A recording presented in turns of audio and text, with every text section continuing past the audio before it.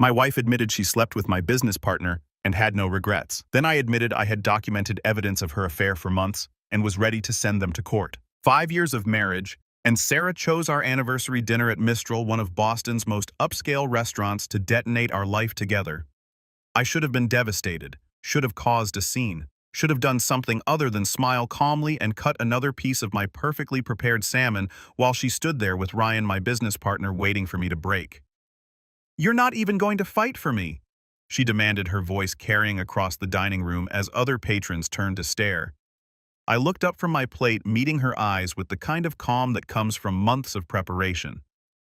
Why would I fight for someone who's already made their choice? "But Sarah, you're going to be very surprised by tomorrow's delivery." Ryan shifted uncomfortably beside her, probably wondering why I wasn't playing the role of the devastated husband he'd expected. "What delivery?" Sarah asked. But I just returned to my dinner, dismissing them both with the indifference of someone who'd been waiting for this exact moment. They left together, Sarah's heels clicking angrily against the marble floor, while I finished my anniversary dinner alone, quietly celebrating the fact that I transferred our joint business assets to my personal accounts just hours earlier.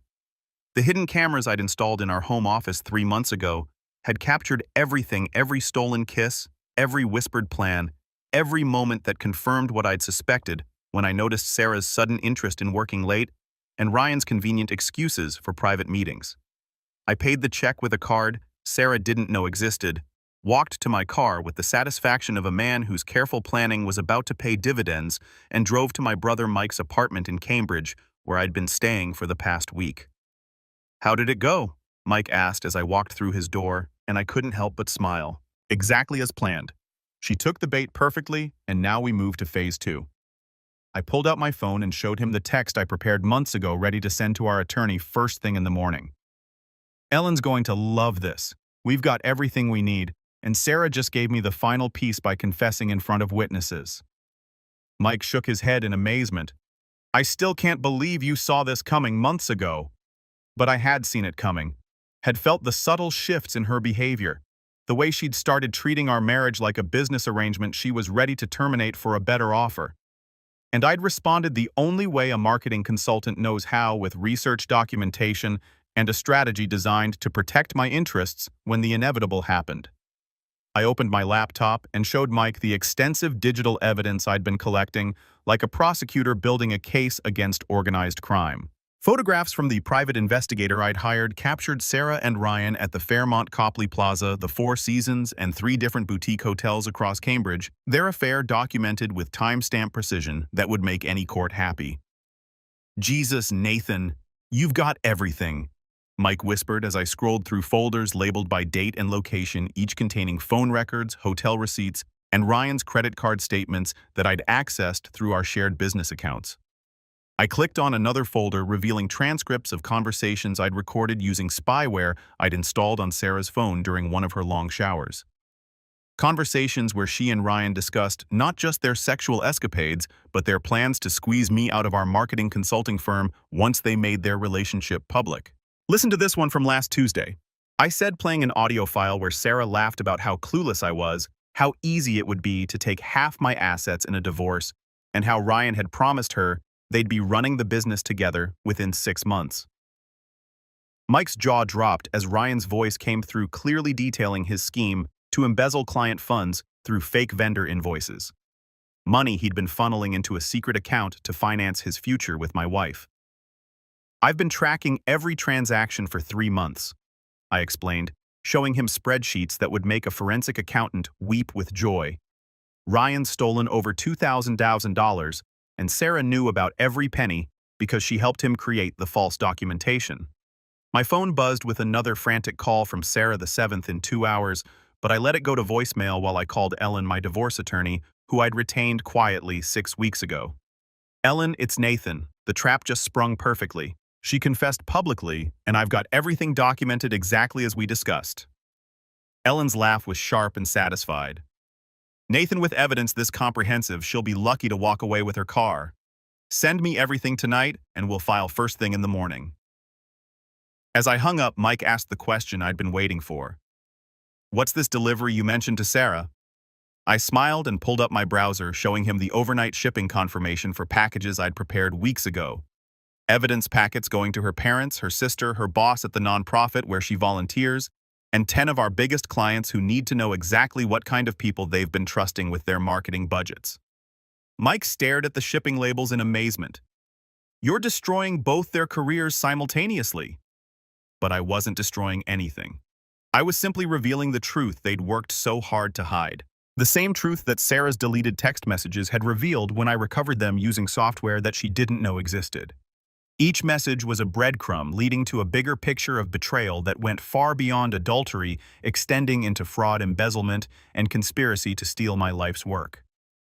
The beautiful part, I continued, is that Sarah doesn't know I froze our joint accounts this afternoon, canceled her credit cards remotely, and transferred our business contracts to my personal LLC that she has no legal claim to. Tonight, while she was probably celebrating her freedom with Ryan at whatever hotel they'd chosen for their victory lap, she discovered that her financial safety net had been quietly removed, leaving her stranded in a reality she wasn't prepared to face. I woke up early the next morning and began executing the professional destruction phase of my plan with the precision of a military operation. My first call was to the IRS fraud hotline, where I provided detailed documentation of Ryan's tax evasion scheme, including bank records showing unreported income from his embezzlement activities and false business expense claims that would make any federal agent salivate. The evidence package is being emailed to you now, I told the agent, watching my carefully prepared dossier wing its way into the federal investigation system that would soon make Ryan's life very complicated. My second call was to Marcus Chin, CEO of our biggest client, the tech startup that represented 40% of our revenue. Marcus, this is Nathan. I need to inform you about some serious issues with my business partner that affect your account security. Within minutes, I'd sent him proof of Ryan's embezzlement, along with evidence that client funds had been diverted into Ryan's personal accounts, effectively ending our 3-year contract relationship before Ryan could steal any more from them. By 9:00 a.m., I'd contacted 8 more major clients with similar evidence packages, watching our shared business collapse in real time as contracts were terminated and payments were halted, leaving Ryan with nothing but mounting legal bills and a rapidly shrinking professional network. Meanwhile, Sarah was discovering the harsh reality of financial independence when her attempts to pay for a hotel room with Ryan resulted in a humiliating scene at the Westin front desk. My friend David, who worked there as a manager, texted me a gleeful update about how Sarah's credit cards had been declined 3 times before she finally called the bank to discover her accounts were frozen pending investigation. She started screaming at the desk clerk about identity theft, David wrote. And Ryan had to use his personal card, which also got declined because apparently his accounts are being monitored by federal investigators.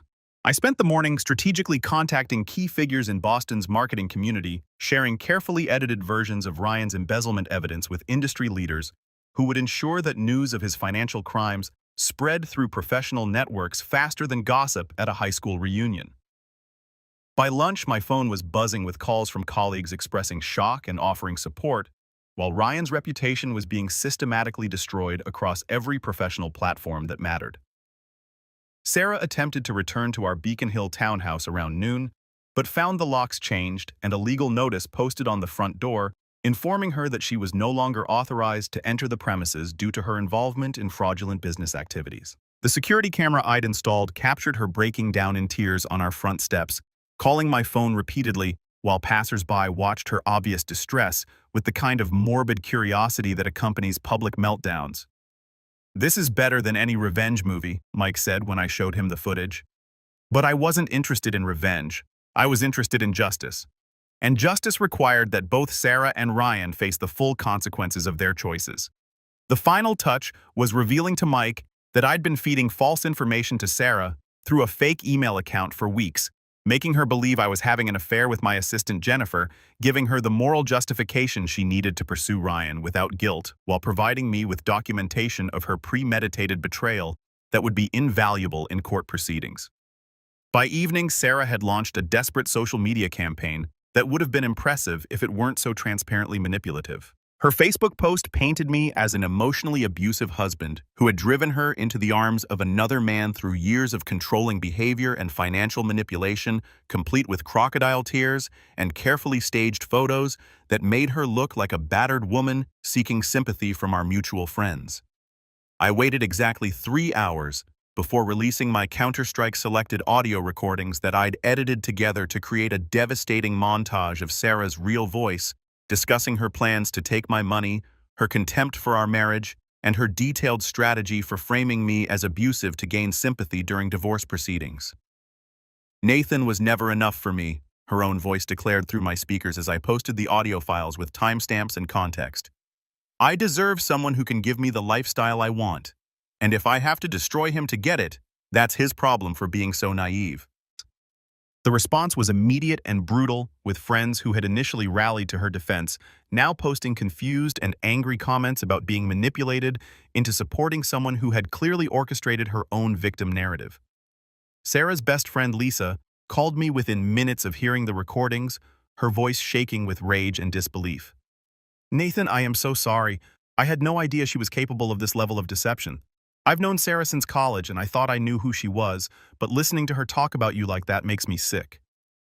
Lisa's call was followed by similar conversations with 3 other mutual friends who had initially believed Sarah's abuse claims, but now realized they'd been manipulated into taking sides in a conflict where the victim and perpetrator roles were completely reversed. I strategically leaked information about Sarah's financial complicity to her family, sending her parents and sister detailed evidence showing how she'd used money from our joint accounts to fund romantic getaways with Ryan, including receipts from expensive restaurants and hotels that she'd paid for with my credit cards while lying to my face about working late.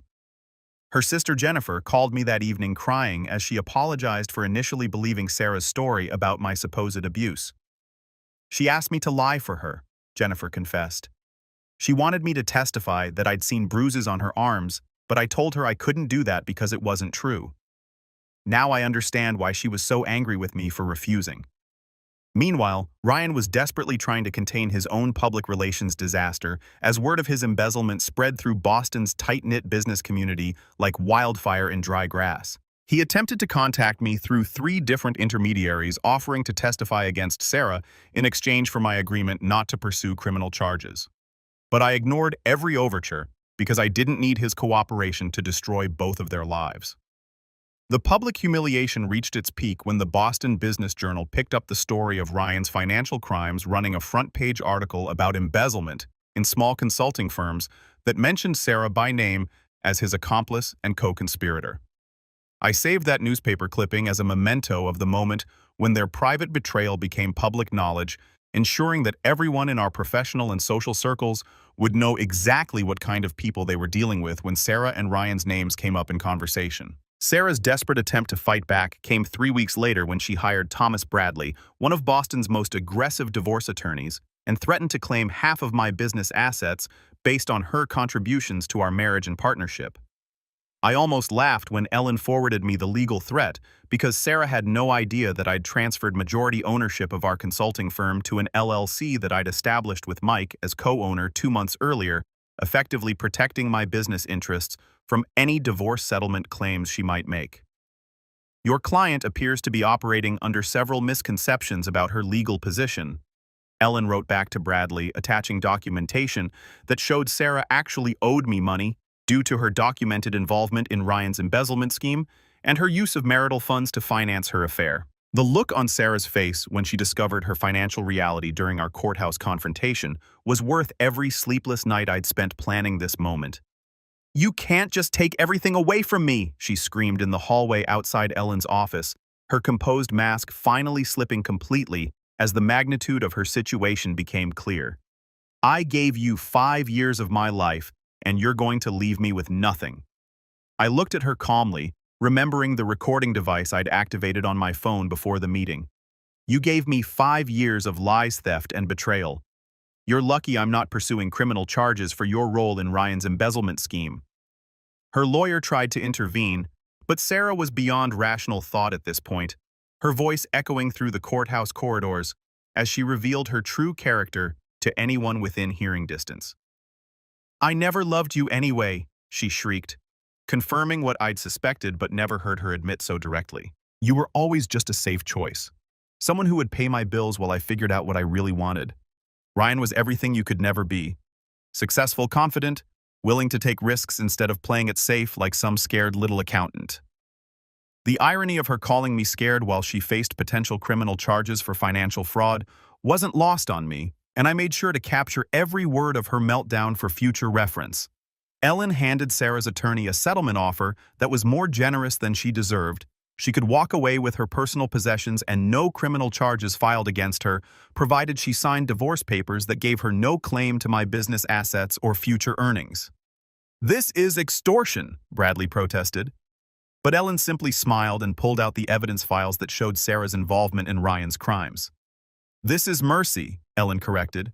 "Your client participated in embezzling over $2,000 from Nathan's business clients, used marital funds to finance an extramarital affair, and attempted to frame him for domestic abuse using fabricated evidence.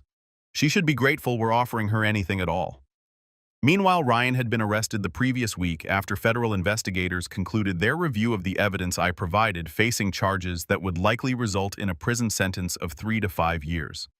I watched through the courthouse windows as Sarah realized that her partner in crime was no longer available to rescue her from the consequences of their shared betrayal, leaving her completely alone and facing the harsh reality that actions have consequences, even for people who think they're too clever to get caught. The most shocking revelation came 2 days later, when I sat Mike down and told him what Sarah's affair had actually represented just the tip of an iceberg that included an elaborate plan to frame me for domestic abuse and steal my business through manufactured evidence and false testimony. I showed him footage from the hidden cameras that I'd never shared before. Recordings of Sarah practicing fake injury scenarios in our bathroom mirror, applying makeup to simulate bruises, and rehearsing tearful phone calls to police about her abusive husband who had supposedly hit her during arguments about money. "Jesus Christ, Nathan," Mike whispered as we watched Sarah plant torn clothing and overturned furniture in our bedroom, carefully staging what would have looked like the aftermath of a violent domestic dispute. "She was planning to destroy your entire life, not just your marriage." The cameras had captured everything: Sarah researching domestic violence laws on her laptop, printing fake medical records showing previous injuries that never happened, and even practicing her victim testimony in front of our bedroom mirror while I was traveling for business. The affair with Ryan was actually the least dangerous part of her plan, I explained, showing my text messages between Sarah and her sister, where she discussed the optimal timing for filing false abuse charges that would give her immediate access to our joint assets while I faced criminal prosecution. Her sister Jennifer had refused to participate, which explained why Sarah had been so angry with her family lately. But Sarah had been confident she could find other witnesses willing to support her fabricated narrative of abuse and control. The most chilling footage showed Sarah on the phone with someone I didn't recognize, discussing how to make her fake injuries look realistic enough to convince police and emergency room staff that her husband had beaten her severely enough to require medical attention. "I need this to look believable," she said into the phone, "because once I file charges, I'll have access to everything while he's dealing with criminal defense attorneys and trying to prove his innocence." The delivery I'd mentioned at our anniversary dinner hadn't just been evidence of her affair. It had been comprehensive packages sent to her parents, her employer, and several mutual friends, showing not just her adultery, but her detailed plan to commit perjury, insurance fraud, and file false police reports to steal my business and destroy my reputation. Sarah's boss at the nonprofit organization where she volunteered called me personally after receiving the package, expressing horror at discovering that someone they trusted with vulnerable populations had been planning to manipulate the legal system designed to protect actual abuse victims. "We had to terminate her immediately," her supervisor explained. "The board was unanimous that someone capable of fabricating domestic violence claims poses an unacceptable risk to our organization and the people we serve." Her parents received the most comprehensive package, including audio recordings of Sarah laughing about how easy it would be to manipulate police and courts into believing her victim narrative, along with evidence that she'd been planning this elaborate deception for months while accepting their emotional and financial support for what they believed was a troubled marriage. Sarah's sister Jennifer called me that evening crying as she apologized for not warning me about Sarah's plans. "She asked me to lie about seeing you hit her," Jennifer confessed. "When I refused and threatened to tell you what she was planning, She said I was choosing your side over family. I should have called you immediately, but I never thought she'd actually go through with something so evil. 6 months after our anniversary dinner confrontation, I was living in a stunning penthouse apartment overlooking Boston Harbor. My consulting business thriving without Ryan's criminal interference, and my bank account healthier than it had ever been during my marriage to someone who treated me like a personal ATM. Sarah had fled to her parents' small house in rural Maine after losing her job and facing complete social ostracism from everyone who had received evidence packages showing her true character. While Ryan was serving a federal prison sentence of 4 years for embezzlement and fraud, I'd rebuilt my client base with impressive speed, partly because news of my systematic takedown of 2 people who had tried to destroy me had spread through Boston's business community, earning me a reputation as someone who was both trustworthy and absolutely not to be crossed. My new office in the financial district was twice the size of the space I'd shared with Ryan, and I'd hired 3 employees to handle the increased workload from clients who specifically sought out my services because they'd heard about my meticulous approach to protecting business interests. "You've become something of a legend," Ellen told me during lunch at the same restaurant where Sarah had confessed her affair, a location I'd chosen deliberately to mark how completely my life had transformed. "I've had 4 attorneys ask me how you gathered such comprehensive evidence without alerting your targets. And 2 potential clients have specifically requested me because they want the lawyer who helped Nathan Richardson take down his cheating wife and embezzling partner." The most unexpected development was meeting Jennifer Walsh, a federal prosecutor who had worked on Ryan's case and reached out to congratulate me on the quality of evidence I'd provided to investigators. Jennifer was everything. Sarah wasn't, brilliant, ethical, financially independent, and genuinely impressed by my strategic thinking, rather than threatened by it. Most people who discover their spouse is cheating just get angry and make emotional decisions. She told me over coffee after Ryan's sentencing hearing. "You turned it into a masterclass in methodical evidence gathering and strategic planning. It's actually quite attractive.